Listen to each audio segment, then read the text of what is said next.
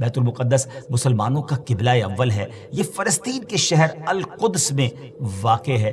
بعض نے اس شہر کو بھی بیت المقدس کہا ہے۔ اس میں کوئی شک نہیں کہ بیت المقدس یہودیوں، عیسائیوں اور مسلمانوں تینوں کے ریلیجن کے لیے مقدس مقام کی حیثیت رکھتا ہے۔ حکیم الامت مفتی احمد یار خان نعیمی رحمۃ اللہ تعالی لکھتے ہیں کہ چونکہ اس زمین میں حضرات انبیاء کے مزارات بہت ہیں، اس لیے اسے قدس کہا جاتا ہے۔ حضرت سیدنا سلیمان علیہ نبینا علیہ الصلوۃ والسلام کا مزار مبارک اور عالم اسلام کی مشہور و معروف مسجد اقصی بھی اسی شہر میں واقع ہے۔ رہی یہ بات کہ اس کا سنگ بنیاد کب رکھا گیا، کعبہ معظمہ کی بنیاد ڈالنے کے 40 سال بعد سیدنا آدم علیہ نبینا علیہ الصلوۃ والسلام یا ان کی اولاد میں سے کسی نے اس کی بنیاد ڈالی۔ پھر اس کی تعمیر حضرت سیدنا سام بن نوح علیہ نبینا علیہ الصلوۃ والسلام نے کی۔ پھر ایک عرصے کے بعد حضرت سیدنا داؤد علیہ نبینا علیہ الصلوۃ والسلام نے بیت المقدس کی بنیاد اسی مقام پر رکھی جہاں حضرت سیدنا موسیٰ علیہ نبینا علیہ الصلوۃ والسلام کا خیمہ نصب کیا گیا تھا۔ اس عمارت کے پورا ہونے سے قبل حضرت سیدنا داؤد علیہ نبینا علیہ الصلوۃ والسلام کی دنیا سے وفات کا وقت قریب آ گیا، تو اب آپ نے اپنے بیٹے حضرت سیدنا سلیمان علیہ نبینا علیہ الصلوۃ والسلام کو اس کو مکمل کرنے کی وصیت فرمائی۔ حضرت سلیمان علیہ نبینا علیہ الصلوۃ والسلام نے انسانوں سے نہیں بلکہ جنوں کی ایک جماعت سے اس کام کو کروانا شروع کیا۔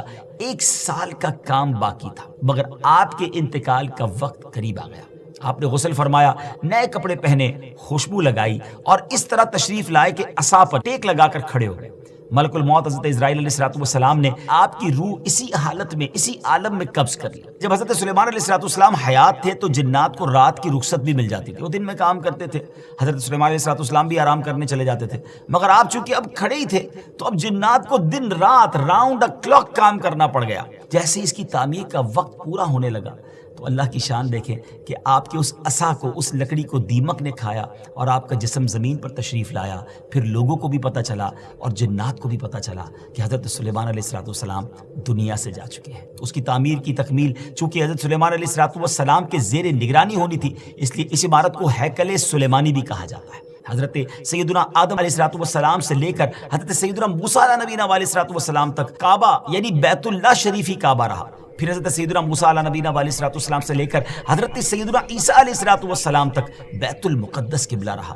اور ہجرت کے بعد مدینہ منورہ میں بھی مسلمان 16 یا 17 مہینے تک بیت المقدس کی طرف ہی رک کر کے نمازیں پڑھتے رہے۔ ہجرت کے 1 سال 5.5 مہینے کے بعد 15ویں رجب پیر کے دن مسجد بنی سلمہ میں نماز ظہر کے درمیان قبلے کی تبدیلی ہوئی اور اللہ پاک نے پیارے آقا علیہ الصلوۃ والسلام کی خواہش کے مطابق مسلمانوں کا جو کعبہ ہے، قبلہ ہے، وہ کعبہ کو فرما دیا اور اب مسلمان کعبے کی طرف رک کر کے نماز ادا کرنے لگے۔ اس مقام پر آج بھی مسجد قبلتین قائم ہے۔